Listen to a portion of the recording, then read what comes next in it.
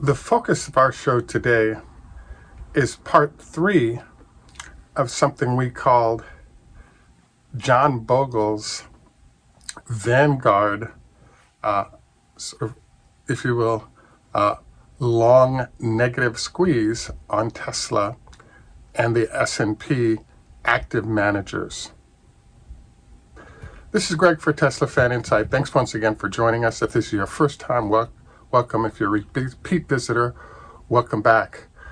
We also want to thank our Patreon supporters. If you'd like to get some good investing and trading ideas, as well as a daily setup of the market as you're about to trade, please join us over on Patreon. We also wanted to encourage you to like and subscribe if you enjoy the show. So today is Sunday, and I have to say I've been fairly disappointed in the movement of Tesla's stock price in recent weeks. As you know, we had a terrific end of quarter, first couple of weeks, and then since then, the market has really taken away a lot of the upgrades, etc., that Tesla has been delivering.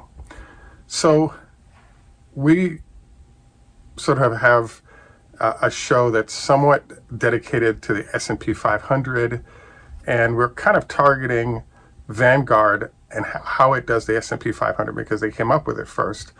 But if you look at Fidelity or T. Rowe Price or any of the other big entities, they've really been forced, based on how fast the Vanguard fund has grown, to really shift strategy to embrace how and what those guys do, even if they may not meet the sort of cost numbers. So we've kind of developed this once a week, possibly once every couple of weeks, look at, well, where's the S&P? How is it influencing Tesla? Is it even a good idea to look at it? So I was kind of stunned. First data point is that I was looking through to figure out, well, why are people even bothering with this S&P? Because we have a number of viewers who are like, look, I didn't bother diversifying. I just bought Tesla and rode it hard for the last 2 or 3 years and have made a killing. So this brings up the issue, well, why not just stick to Tesla, do your 50 to 100% a year, done with it, great returns, and once that slows down a bunch, you can sort of come up with a new strategy. I totally think this makes sense, and hence what we covered today focused on sort of managing a risk a bit by using the S&P is perhaps a little strange. So for example, a data point that might be worth evaluating is a week or so after Tesla announces all the big numbers that come out at the beginning of January, should you possibly start hedging or switch your portfolio over, particularly if it's not tax impacted, if it's a retirement fund, over to the S&P for a few weeks, let the benefits of the S&P happen, and then come back to Tesla again as we enter another heavy news period that's going to big time impact the stock, as we saw last time.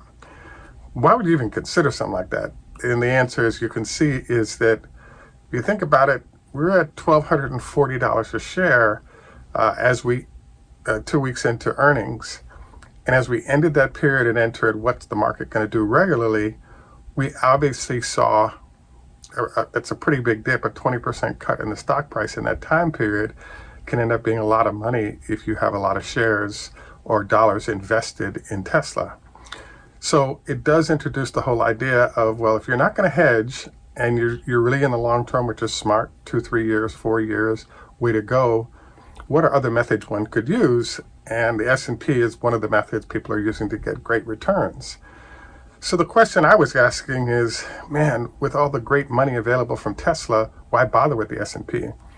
And you're seeing it right now. And there's a concept that we often talk about called sector rotation. So we're now in sort of COVID zone, if you will, or re-entering what was a pretty bad COVID zone. So the news I was just reading about was the fact that Harvard, Stanford, all these different universities and even schools, etc., are now starting to look at reopening without students arriving. So you're going to soon find schools saying we're going to shut down and go back to remote again. So what this means is there's a whole bunch of traffic, there's a whole bunch of plane flights, there's a whole bunch of activity that's going to shut down once again. And now you're going to have all these entities that benefit, maybe Zoom or their ilk or Microsoft, Facebook, all these guys. And on the other end, you have people that are suffering in the process. You're not getting on an airplane, hotel rooms, cruises. There are all these industries that have recovered nicely as we've sort of seen a sign of an abating of the coronavirus that's going to start this process of rotating back to the negative, while all that money is going to have to be invested and it's going to roll towards entities that can benefit. For example, Moderna, Pfizer, all the cocktail makers that are unique, Regeneron, those companies are going to do very well here as we have to go for another round of this. And, nothing anyone can do about it right now, but that's life. So what I started doing after our first couple of rounds of this, and just a reminder, what we discussed is the fact that we've gone through an evolution of money management. Initially, people were just buying stocks and saying, I hope things work out. Then there came the idea of, with the help really of Peter Lynch and others, that wait a second, a well-run mutual fund by active managers is a great way to go because you make great returns, you lower the risk by diversifying the number of stocks that you have in there. It's an all-around great way to go. So we then had that sort of era of Peter Lynch and his crew doing great numbers for investors, and people are pretty happy with the exception of the cost of fees. Because if you have, let's say, a 30% return for the year, but you drop 10%, 12% in fees, your real return is lower than the sort of headline number you saw for that mutual fund. So then we sort of went to the next stage, which was people saying, well, wait a second, if we look at the S&P or derivations of the S&P, like S&P technology, S&P growth, S&P big cap, there are all these ways you could slice up the S&P to target where you feel like the best returns have been in terms of funds that you deal with. And so what's kind of happened is that people have been saying, well, wait a second, yes, you can get pretty good returns from actively managed funds or even S&P active management.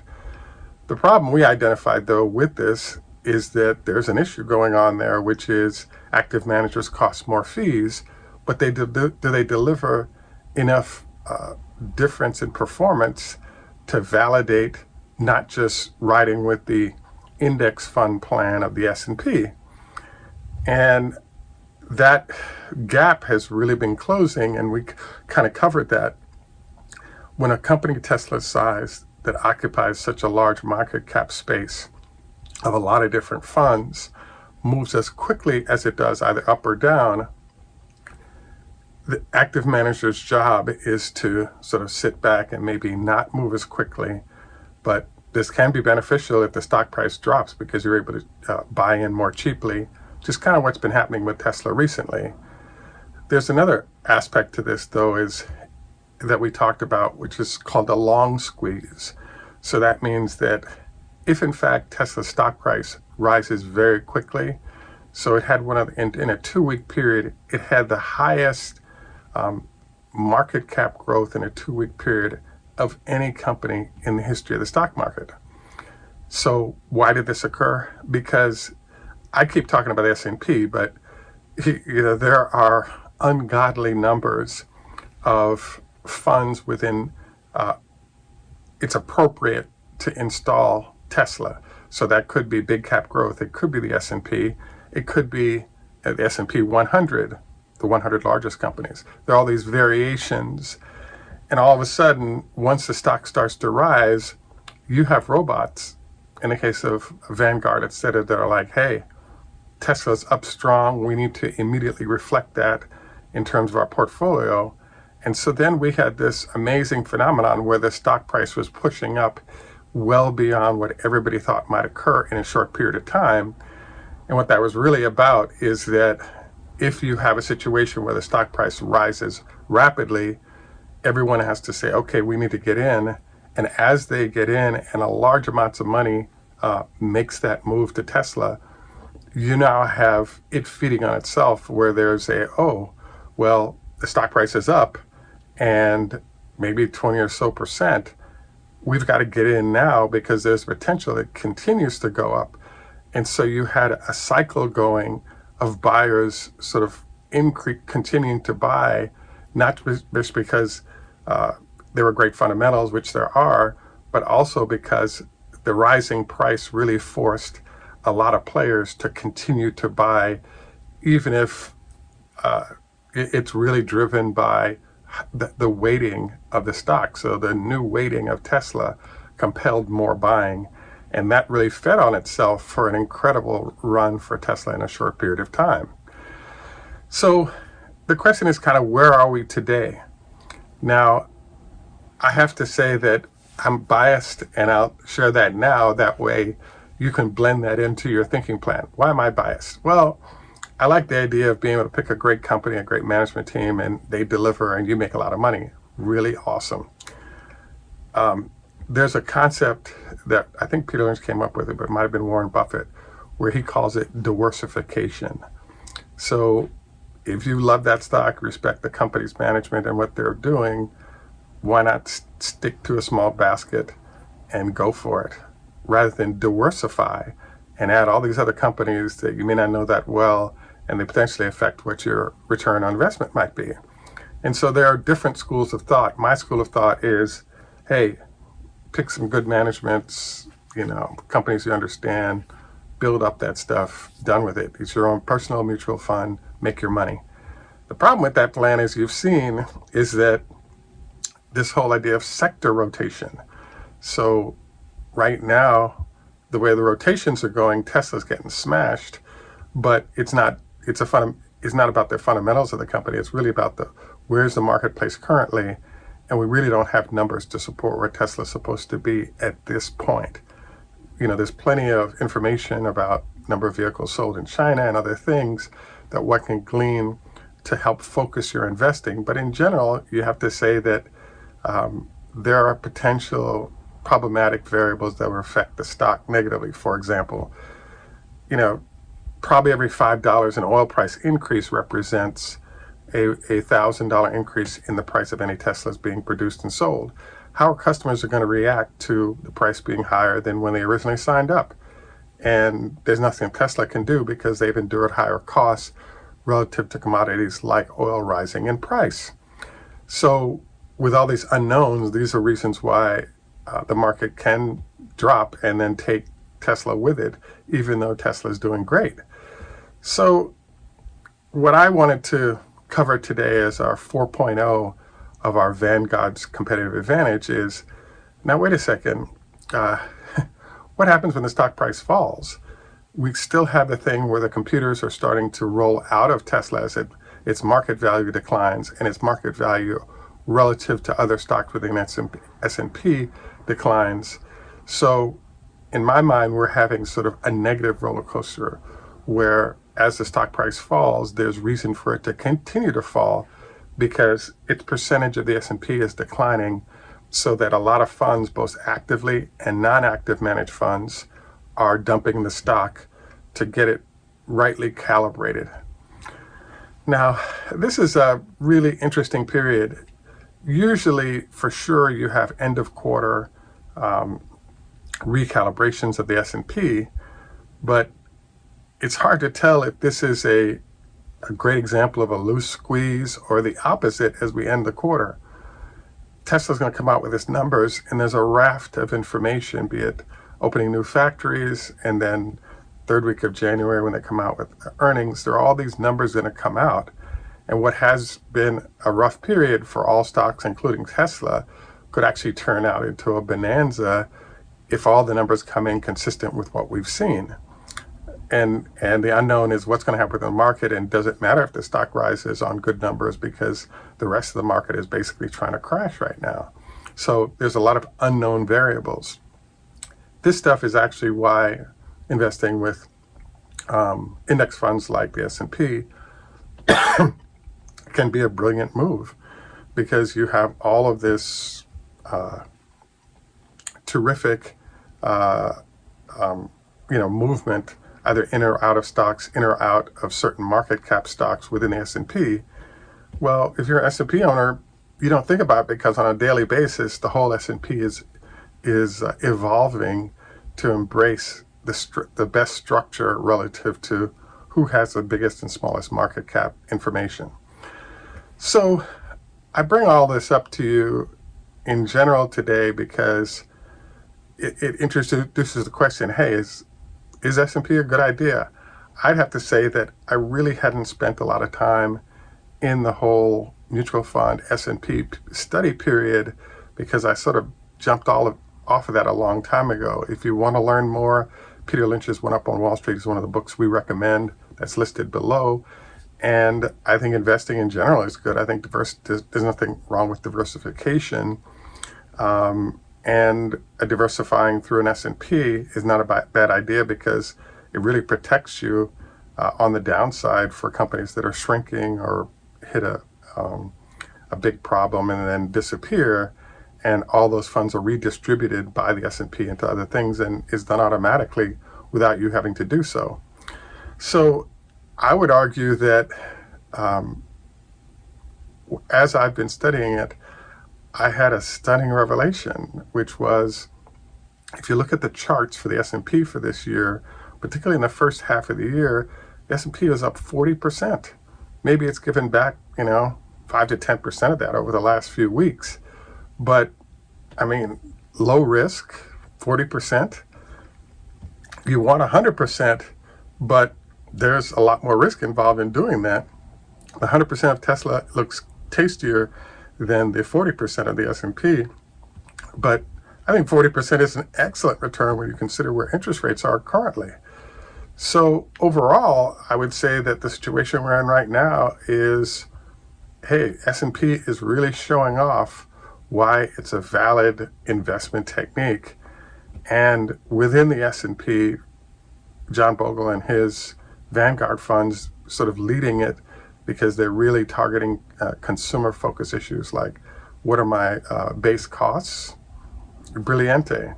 So I'd have to say that while it's not my preferred method of investing, there's a lot of good reasons why people in large numbers have moved over to both the S&P and index investing, A and B, specifically using Vanguard and some of their large competitors, because when you get that big, there are all kinds of amazing things that happen.